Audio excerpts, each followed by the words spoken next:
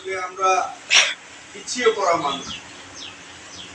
আমরা সবাই হচ্ছে কি পিছিয়ে পড়া মানুষ, মানে ভূমিহীন।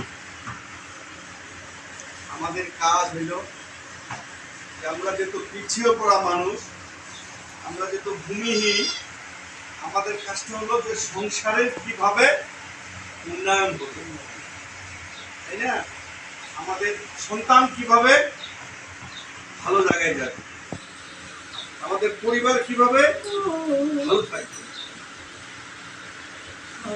আপনাদের প্রতি আমার অনুরোধ, আপনারা বিভিন্ন জনসংগঠন থেকে আসছেন, জনসংগঠন রয়েছে, আপনারা চেষ্টা করবেন আপনাদের পরিবারকে ভালো রাখা এবং আপনাদের সন্তানকে ভালো রাখা।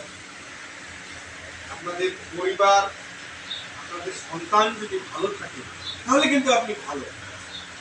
আর আপনার সন্তান যদি মাদক হয়ে যায় এবং নেশাখোর হয়ে যায় তাহলে কিন্তু আপনার পরিবার ভালো নেই।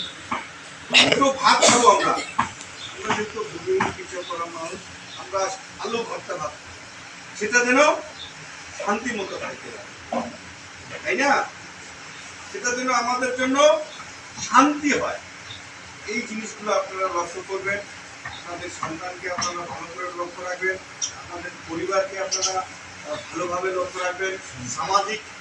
সামাজিক যে কাজগুলো রয়েছে, আপনার গ্রামে যদি কোনো সমস্যা হয় আপনারা সেখানেও একটা ভালো সমাধান দেওয়ার জন্য চেষ্টা করবেন। হ্যাঁ, যদি আপনারা না পারেন আমাদেরকে ডাকবেন, আমরাও যাবো। মানে আপনারা সব মিলে, আপনার পরিবার, আপনার একটা গ্রাম, তাই না? গ্রামে বসবাস করেন না? একটা গ্রামে যদি আপনার বিশাল একটা সমস্যা হয় তা আপনি কি শান্তিতে থাকতে পারবেন? স্বপ্ন না।